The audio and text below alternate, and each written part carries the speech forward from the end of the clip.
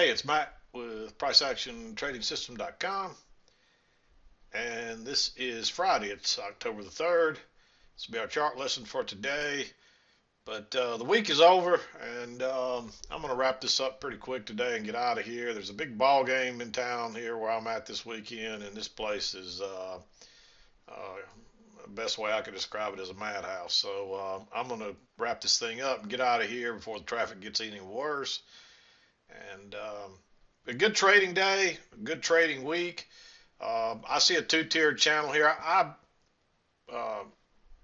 changed this a little bit from what I originally saw this morning. Originally, the trend is actually pretty close to the same, but originally I had it a little lower down here this morning, thinking that maybe the midline was a little bit lower. But when we bounced here, it made me wonder, so I moved it up. And then when we bounced again, it was pretty obvious.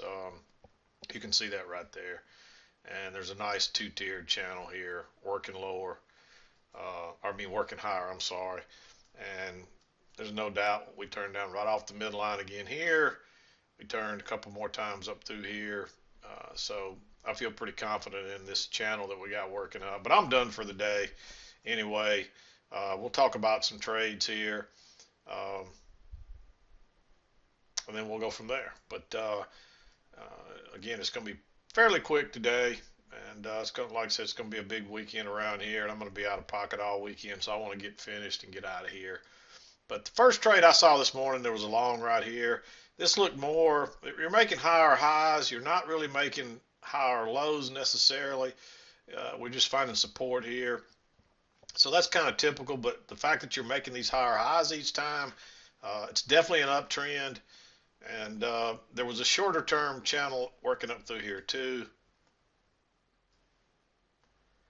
And you had a break and a new high, and then two legs down and another new high. Continue to push higher, but hopefully you saw it looked like a spiking channel. Until we got some more price action early on, it just looked like a channel working up. And there was this shorter term one, possibly here with a break and a new high, and then you had your correction and it continued to go higher. But when it bounced here again, I was pretty confident that there was at least a spike in a channel here. The key was there two tiers to it, and I just wasn't sure about that. The fact that we went lower here twice leads you to believe there's one. Just trying to figure out exactly where it's at. Sometimes that's easy. A lot of times it's either going to be at the low or it's going to be right off the closes. And so you could use the closes there, and that would have got you in the vicinity of this reversal, and then you can just adjust it from there, and you can see it held all the way up all day so far. So, but I like this for a second entry long. You got a little channel working down a break, a new low.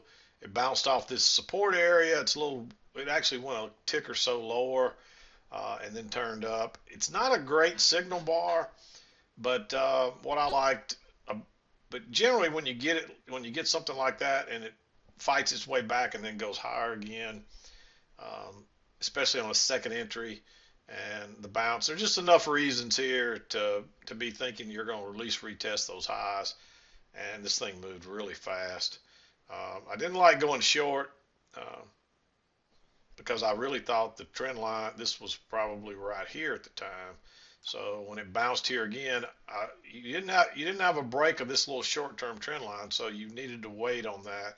But when it went lower and then turned and went back up out the high side, I like that one. It was good for just a scalp. It didn't get any more, but it was good for a scalp. Fairly, yeah, I think you had a tick or two to spare there. And then you're working down, and so this is when you start looking for the other side of a possible two-tiered channel. And again, I originally had mine down here thinking the midline was a little lower than what I have it now. But you wouldn't be surprised when it bounces. Notice that green line working across there. That was the highs from yesterday. And you can see that right across there. And so when we bounced there again, it was tempting to go long right there, but I don't like those two little small bars. I probably should draw it green because those are low risk entries. There's strong support there, and you can get in with a real small stop. So let's just go ahead, and it is a second entry long. So let's just go ahead and mark that one green because I'm guessing there's going to be some of you that probably took it, um, especially if you got the channel right off the bat. I was off a little bit early on, and sometimes you just need more price action. Um, a lot of times you can get it right out of the gate, but other times you need a little more price action, and we had nothing down here to work with other than this low, and and so you just didn't have anything to work with yet. But it's still two legs down, and on the bigger picture, it's one leg, pull back, second leg, and there's that little two-legged correction. So, and there's two legs down, and there's really two legs in this leg here. Notice the move down, the little pull back, then the next move down, and then two legs up, and then leg down, correction, second leg down. So there's two legs in this, and on the bigger picture, it's just two legs. One leg, correction, another leg. Um, but if you didn't enter here when you got the little trap, it actually, let me make this bigger. It actually broke lower first, filled that little gap, and then turned. Just go long right out that thing. And you're looking for it to come back and test this high and maybe test the midline if you've got one in there. Um, and maybe even make a new high altogether. And that's what it did. It just kept going and going and going and made a new high.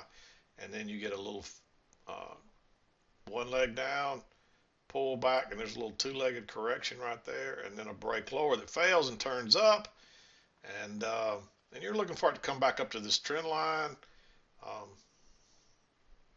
and at least test this high right here, and it just keeps going. You got a little double top. You can see I drew that line across there.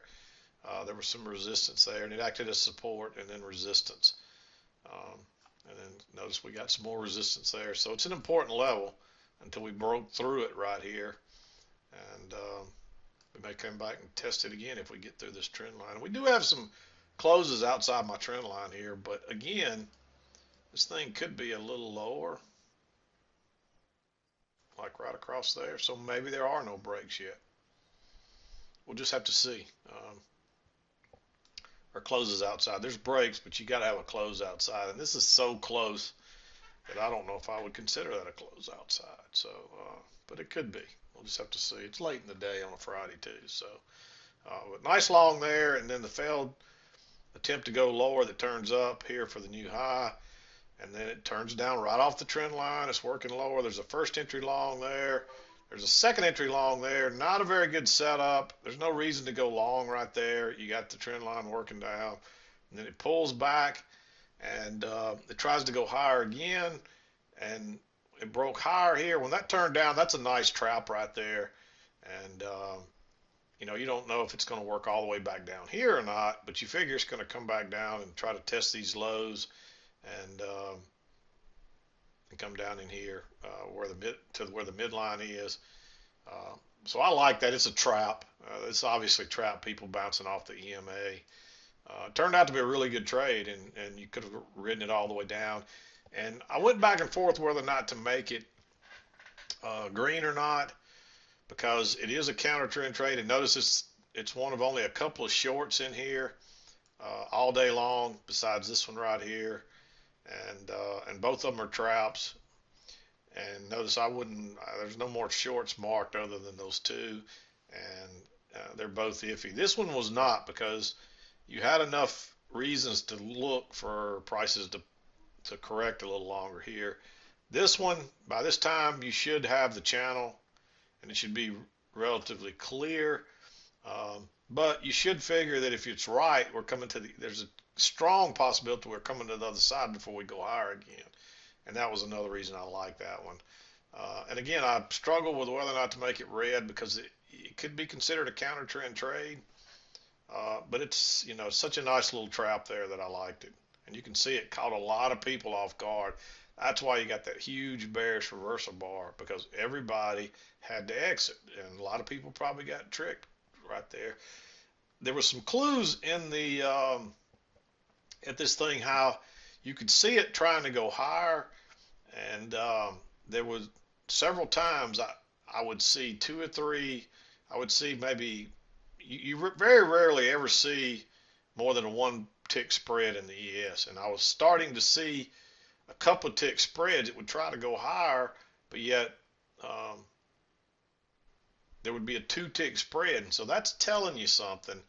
I wasn't sure if that meant they were trying to, um, if they were trying to drop the bid to sneak in at a better price. But I think what they were doing, they were trying to raise the ask price to go short at a better price. And once they got enough, whatever they were looking for, or enough of the buyers dropped out, then the bottom fell out of it.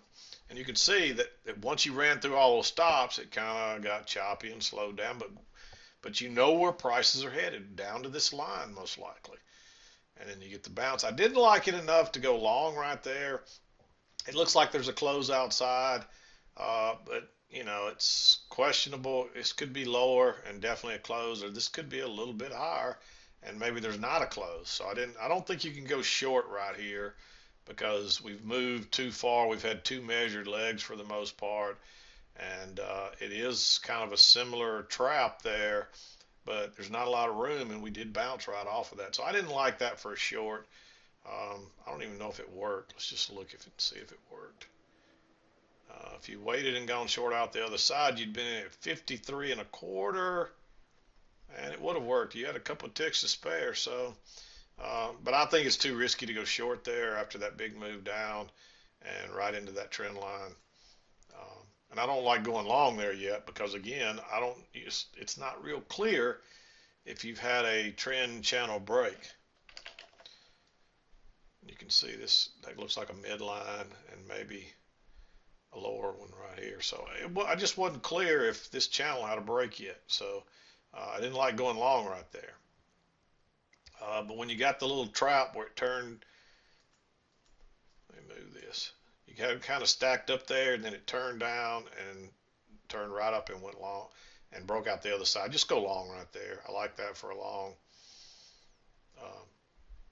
Everything's back above the EMA. We got our bounce, and now you've got a clear channel here you can find. And I was a little surprised that it turned back down here, but I think there's a lot of people that weren't sure if it was going higher yet, and so prices pull back and they test this line again. You can go long right there. I didn't like going long there because you're finding that resistance right across there. It was a little bit too close at that point. So wait on a second entry that comes here, and notice that's your first entry, pull back, second entry, and there's also a couple little jogs lower here. So this could be treated like a failed second entry short as well. Go along there, but then it jogs back one more time, and you definitely get a failed second entry off that high right there. That's one leg down, pull back, second entry, and that's a bearish looking bar. But hopefully you know this trend line is right there, and you can't go short into that trend line, not without something much better than that. And all they're really doing is trying to trap everybody to the short side before they take it higher because it turns back lower yet again here. But right here you get a failed second entry short, and it was tempting to go long there, but my gut says wait and see if it won't go higher, pull back yet again, and then go higher. And it actually gave you a couple of different opportunities again. It pulled back here and tested that support resistance line and then went up. So you really could have added on here too. I'm going to put another one here. But this was a good setup right here. And you really could have jumped on here, here, or here. But this is one where you could add on. This one you would have had to scalp and you had to start over, but you could have added on a couple of these and just straight uphill. And where is it headed? At least to the midline is what you're hoping, and you probably get another new high. And that's what happened. So pretty good trading day. It's been a really good trading week. Somebody sent me an email and says, hey, all summer long market did hardly anything, and then lately the market's going nuts, lots of movement, and is that typical? Well, that's the way the ES is. It generally the summertime does get slower, but really, there's slow periods all during the year, and then something happens to make the market volatile again. But the longer it stays quiet and slow, the more movement you get when it finally does move. So you can't really predict when you're going to get good volatility and when you're not.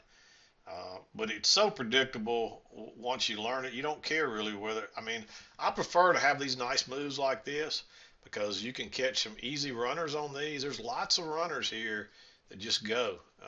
Runner here, definitely a runner here, definitely one here. I can't remember if you could have got a runner on this one or not. It seems like this one backed up and took it. You got a runner here. Definitely a couple of these you could have got a runner. And this turned out to be a really good trade right here. So I traded right up until just before noon myself. So, or just afternoon, I should say. But a really good trading day, and not much else you can say about it. I'm ready to start my weekend. I hope you've had a good week in trading. Um, we'll be back again to do it next week. Hope everybody has a great weekend, and we'll see you next week. This is Mack with PriceActionTradingSystem.com, and we'll see you next time.